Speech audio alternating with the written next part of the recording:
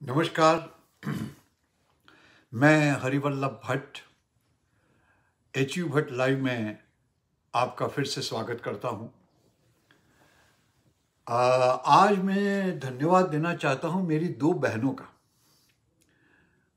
एक तो बहन जो है वो न्यू जर्सी से हैं, जिनका नाम है लीना बेन भट्ट, जिन्होंने मुझे ये मौका दिया कि उनकी कहानी की आज मैं इस संवाद में चर्चा करूं। और दूसरा धन्यवाद जाता है मेरी एक और छोटी बहन जो इंडिया से है, ललित किशोरी भट्ट, जिसने आज सुबह एक्सीडेंटली बात करते करते कुछ ऐसे दाखले दिए कि जो इसी चर्चा के साथ जुड़े हुए थे। तो इन दोनों बहनों को मेरा प्रणाम और नमस्कार। आज हम जो बात करने वाले हैं उसका सब्जेक्ट है, उसका विषय है ह्यूमैनिटी, मानवीयता, और जिसको कहते हैं इंसानियत। एक इंसान दूसरे इंसान को सिर्फ इंसान समझ ले, इतना ही काफी है। तो आज की हमारी जो कहानी है वो इंसानियत और ह्यूमैनिटी पर आधारित है।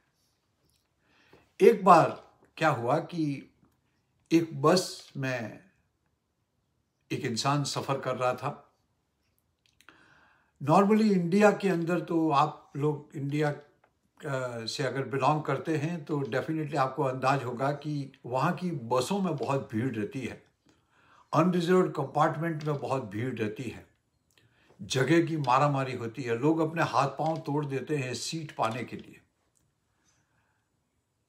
इसी पे आधारित जब मैं या जो इंसान जो बस में चढ़ा तो उसने देखा कि कम से कम 10-15 लोग सीटों की अभाव में खड़े हुए हैं। और जहां मैं खड़ा था, मैं अब अपने आप को बता रहा हूं कि मैं जहां खड़ा था उसके पास एक सीट खाली हुई, जिसका पहला अधिकार एक दूसरे आदमी का जो मेरे से आगे खड़ा था उसको था, लेकिन उसने कहा आप बैठ जाइए। तो मैं बड़ा अपने आप को खुशनसीब मानने लगा और मैं वो खाली सीट के ऊपर बैठ गया। वो इंसान जिसने मुझे सीट दी वो थोड़ा और आगे खिसका। थोड़ी देर के बाद उसके पास वाली एक और सीट खाली हुई, तो उसने उसके पीछे वाले एक आदमी को कहा कि आप बैठ जाइए। उसने अपना राइट लेट गो किया और उसको बिठा दिया। ये सिलसिला चलता रहा और जैसे जैसे स्टॉप आने लगे, सीटें खाली होने लगी, वो इंसान जो मेरे को सीट दी थी उसने हर उस इंसान को सीट दी जो खड़ा था। लास्ट में आते आते सब खड़े हुए बंदे बंद हो गए। He was the last man to stand in the bus. उसने तब जाकर के अपनी सीट को अख्तियार किया। मैं देखता रहा और मेरे को बड़ा आश्चर्य हुआ कि ये बंदा खुद क्यों नहीं बैठता है, दूसरों को बिठा देता है। तो मेरी जिज्ञासा हुई और मैं उसके पास गया और कहने लगा, भाई साहब, मैं आपको काफ़ी देर से देख रहा हूँ कि आपके पास कितने मौके थे कि आपके पास सीट खाली थी और आप बैठ सकते थे, लेकिन आपने हर बार अपनी इस राइट को या अपने इस अधिकार को छोड़ दिया और दूसरों को बिठा दिया, ऐसा क्यों? तब उसने मेरे को कहा कि भाई साहब, ऐसा है कि मैं इस रूट के ऊपर पिछले 10 साल से मैं ट्रेवल करता हूँ।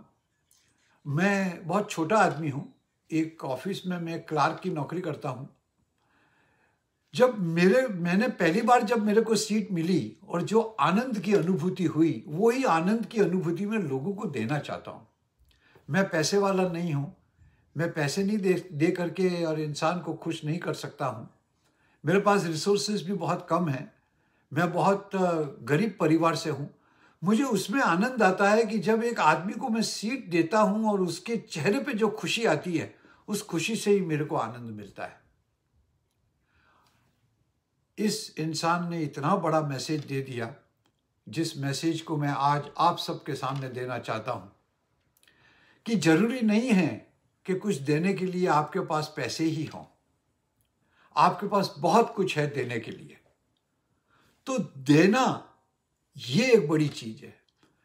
आप किसी के चेहरे पर और उसके चेहरे पर स्मित ला सकें, खुशी ला सकें, वही सबसे बड़ा पुण्य है। आज अगर हम इसकी चर्चा करें तो मेरे दिमाग में बहुत सारी बातें आती हैं। जब आप अनरिजर्व कंपार्टमेंट में ट्रेवल करते हैं तो आपको ऐसा लगता है जैसे देयर इज अ फाइट, एक वॉर छिड़ गया है। लोग अपनी हड्डियां तोड़वा देते हैं, झगड़े कर देते हैं, सीट के लिए मारामारी हो जाती है।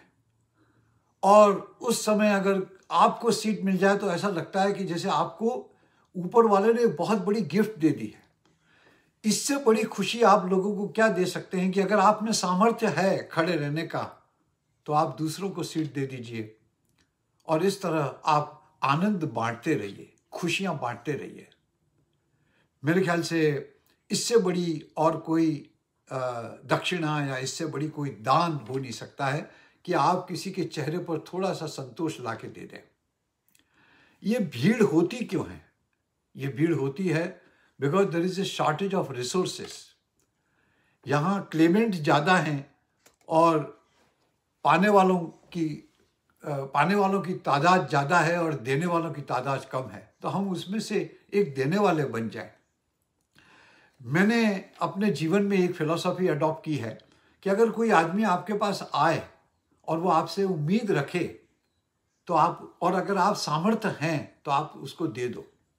लेकिन अगर आपके पास सामर्थ्य नहीं है लेकिन आप किसी एक दोस्त को कह करके उसकी मदद करवा सकते हैं तो दिलवा दे, और ये भी नहीं कर सकते हैं तो भगवान से प्रार्थना करो कि उसका काम हो जाए।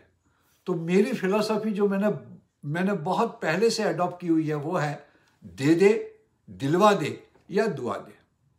तो ये मैं चाहता हूं कि इस कहानी के माध्यम से मैं ये मैसेज आपको कम्युनिकेट करना चाहता हूं कि आप भी अपने जीवन में यही अडॉप्ट करिए कि अगर आपके पास सामर्थ्य है तो आप दे दीजिए, सामर्थ्य नहीं है, कोई और सामर्थ्य व्यक्ति है जो दे सकता है तो उससे दिलवा दीजिए, और अगर वो भी नहीं हो सकता है तो भगवान से प्रार्थना करिए कि उसकी मनोकामनाएं पूरी हो जाए। तो ये एक फिलॉसफी है जिसको हमें हमारे जहन में उतार लेना चाहिए और हमें ये चीज़ देने की चीज़ सीखनी चाहिए। तो दूसरी एक बात जो इस तरीके की जो प्रॉब्लम होती है इंडिया के अंदर खास करके या कहीं भी होती होगी, उसका मेन कारण एक तो रिसोर्सेज की कमी है, दूसरा है लोग जो है वो अपने स्वार्थ में इतने मशगूल हो चुके हैं, यहाँ तक बढ़ चुके हैं कि उनको किसी दूसरे की तकलीफ का अंदाज ही नहीं रहता है। तो हमें ये भी चीज़ देखनी चाहिए कि हम इतने स्वार्थ में न घुस जाएं कि हम किसी बूढ़े व्यक्ति को, किसी बच्चे को, किसी गर्भवती महिला को भी सीट न दें और उनकी तकलीफ का भी हम जरा भी कॉग्निजेंस न लें। ये भी एक इंसानियत से परे है। तो मैं जरूर चाहूँगा कि लोग ये सीखें कि हम किस तरह कमज़ोर व्यक्ति को, बीमार व्यक्ति को, वृद्ध व्यक्ति को इस तरह से सीट दे करके और हम उसके जीवन में कुछ खुशहाली, कुछ क्षणों के लिए भी सही, लेकिन कुछ खुशहाली उनके लिए ला सकें। हमारी पर्सनल नीड्स को हमने इतना ज़्यादा इम्पोर्टेंट बना दिया है कि हम दूसरे की नीड को ही भूल जाते हैं। दूसरा होता है कि डिमिनिशिंग ह्यूमन वैल्यूज़। आज के ज़माने में जो है वो ह्यूमैनिटी के नाम पे जो ह्यूमन वैल्यूज़ हैं उसका जो है वो कमी आती जा रही है। उस कमी को हमें नोटिस करना चाहिए और हमारे व्यवहार के अंदर कुछ ऐसी चीज़ लानी चाहिए कि इस कमी को हम किस तरह पूरा कर सकते हैं। और दूसरी बात है, जो आखिरी बात इसका कारण मुझे समझ में आता है वो है कि वाइड स्प्रेड इनइक्वालिटी हर स्टेज पे हो गई है। अब किसी के पास रिसोर्सेज की वजह से ज़्यादा आ जाता है, किसी के पास कम आ जाता है, कोई ताकत से जीतता है, कोई पैसों से जीतता है, कोई चालाकी से जीतता है, कोई ठग करके जीता है। इस तरीके की परिस्थितियां आजकल हमारे समाज में बहुत ज़्यादा व्याप्त हो चुकी हैं।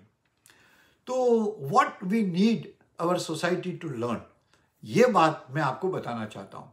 हम सबसे पहले ये करें कि if you want to give, the charity starts from home. आपको अपने ही घर से, अपने ही जहन से इस चीज को स्प्रेड करना होगा।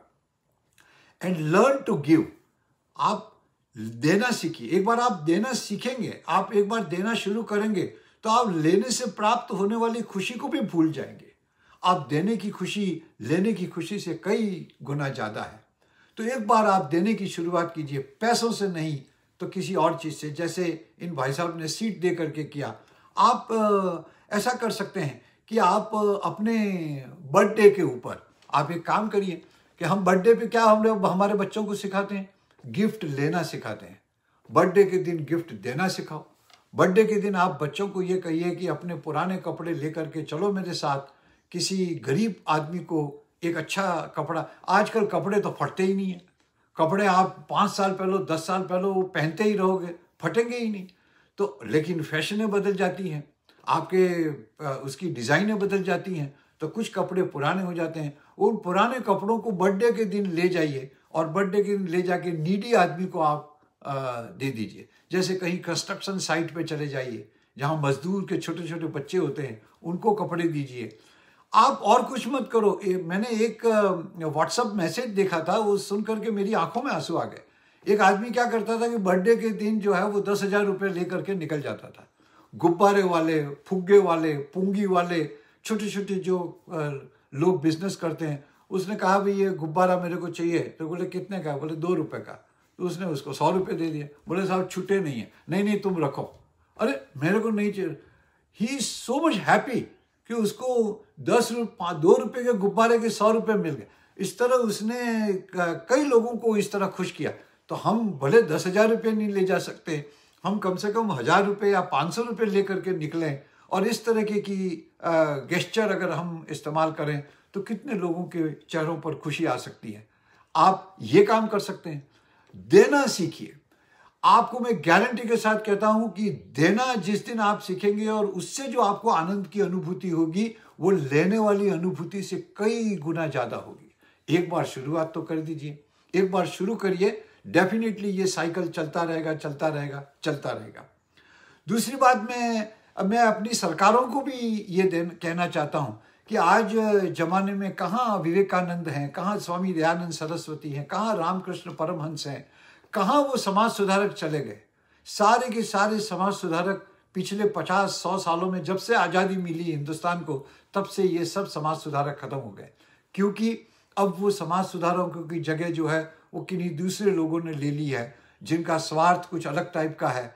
हम इसकी शुरुआत इतने बड़े तो नहीं कर सकते, लेकिन छोटे से तो कर सकते हैं। मुझे वो गाना याद आता है कि तुम में ही कोई गांधी होगा, तुम में ही कोई गौतम होगा, तुम में ही कोई होगा बहुत बड़ा आदमी। तो हम हमारी नेक्स्ट जनरेशन को पहले देना सिखाएं। स्टार्ट करिए बर्थडे के दिन से कि हम उस बर्थडे के दिन गिफ्ट लेने की जगह गिफ्ट देना सिखाएं। ये सीखेंगे तो डेफिनेटली अपने बच्चों के अंदर बहुत अच्छे संस्कार जन्म लेंगे। तो ये मेरे को लगा कि आज मैं इस कहानी के आधार पर मैं आपको ये मैसेज दे दूं कि हम जीवन में लेने की बजाय अगर देना सीखेंगे तो हम ज़्यादा आनंद लोगों के अंदर दे सकेंगे। कई एग्जाम्पल हैं, वैसे अगर इस वार्ता को लंबा किया जाए तो हम 1 घंटे तक भी बोल सकते हैं, लेकिन to cut the long story short, let us start giving something to the society. It may be anything, it may be money, जरूरी नहीं है, आप सर्विसेज दीजिए। एक और कहूँ, हमारे संस्कृति में एक शब्द है सेवा शुश्रूषा। सेवा का मतलब तो हम सब समझते हैं, लेकिन शुश्रूषा का मतलब आपको किसी को मालूम है या नहीं है? कई लोगों को मालूम होगा, लेकिन जिनको मालूम नहीं है उनको मैं बताऊं कि शुश्रूषा का मतलब होता है सुनना। आज वृद्ध आदमियों को सुनने वाले लोग नहीं है। सेवा तो एक है ही है, लेकिन सेवा के साथ शुश्रूषा भी एक चीज है जिसको हमें अडॉप्ट करना चाहिए। आप और कुछ मत करिए, आप ओल्ड वृद्ध लोगों को सुनिए, ये भी एक सेवा है। उससे दोनों ओर को फायदा है। उनको ये सेंस आएगा कि भाई मेरे को कोई सुन रहा है, और आपको इतने अनुभव की चीजें आपको जानने मिलेंगी कि आपका जीवन सफल हो जाएगा। तो सेवा शुश्रूषा भी अपने को समझना चाहिए कि शुश्रूषा मतलब किसी आदमी को सुनना, ये भी एक सेवा है। तो मैं अपनी कहानी को यहीं पूरी करता हूँ और धन्यवाद देता हूँ कि आप मेरी बात सुनते हैं। आप इसमें से कुछ अच्छी चीज ग्रहण कर सकें तो मेरा ये बोलना सफल हो जाएगा। बहुत बहुत धन्यवाद। God bless you. Take care.